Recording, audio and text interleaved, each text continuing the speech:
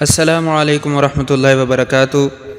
Viewers, ہم سب جانتے ہیں کہ دوستی کا جو رشتہ ہوتا ہے یہ ایک ایسا رشتہ ہے کہ اگر کسی کو سچا دوست نصیب ہو جائے تو پھر زندگی میں موجود تمام رشتوں کی اہمیت کا اندازہ ہو جاتا ہے۔ اور اچھے دوست کا فائدہ یہ بھی ہوتا ہے کہ وہ آپ کو کبھی بھی سیدھے راستے سے بھٹکنے نہیں دیتا۔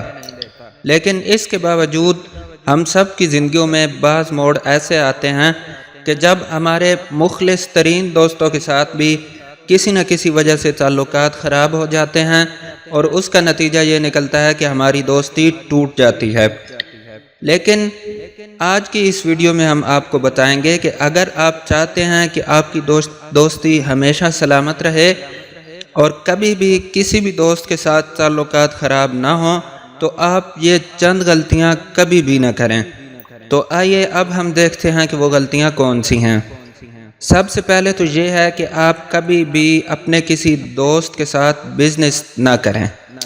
دوست چاہے کتنا ہی گہرا کیوں نہ ہو، کتنا ہی پرانا کیوں نہ ہو اور کتنا ہی بہترین دوست کیوں نہ ہو، اگر آپ نے اس کو اپنا بزنس پارٹنر بنا لیا تو دل میں اس کی وہ دوستی، وہ پیار، وہ محبت، وہ احترام اور وہ مقام شاید پھر نہ رہ سکے۔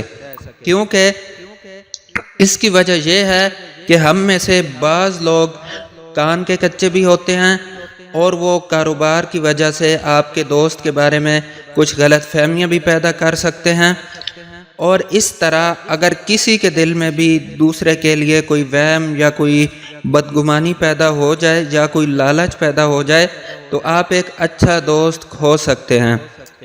اس کی ایک مثال یہ ہے کہ سانجے کی ہانڈی چوک میں پھوٹتی ہے۔ یہ ان لوگوں کے لیے ہے جو کاروبار میں اپنے دوستوں یا رشتہ داروں کو شامل کر لیتے ہیں اور پھر جب کوئی اونچ نیچ ہو جائے تو پوری دنیا میں اس کا تماشا بنتا ہے اور نتیجتاً دوستی ختم ہو جاتی ہے۔ تو دوستو، ایک ٹپ تو یہ تھی۔ دوسری ٹپ یہ تھی کہ کبھی بھی اپنے کسی دوست سے قرض نہ لیں۔ اصل وجہ یہ ہے کہ پیسوں کا لین دین ایسی چیز ہوتی ہے جو دوستی میں دراڑیں ڈال سکتا ہے۔ یہ کہنا کہ تم میرے دوست ہو اس لیے مشکل وقت میں تم ہی میری مدد کرو، یا پھر اپنے کسی دوست سے یہ کہنا کہ ضرورت کے وقت تم ہی مجھے قرضہ دو، تو اصل میں یہ بات یہ ہے کہ یہ پھر دوستی پر بوجھ بن جاتا ہے۔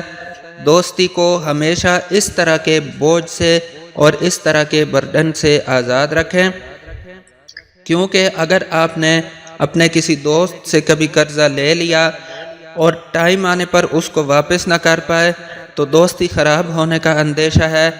اور یہ تو دوستی ہے، جب معاملہ پیسوں کا ہو تو پھر دوستی تو کیا، سکے رشتے بھی ختم ہو کر رہ جاتے ہیں۔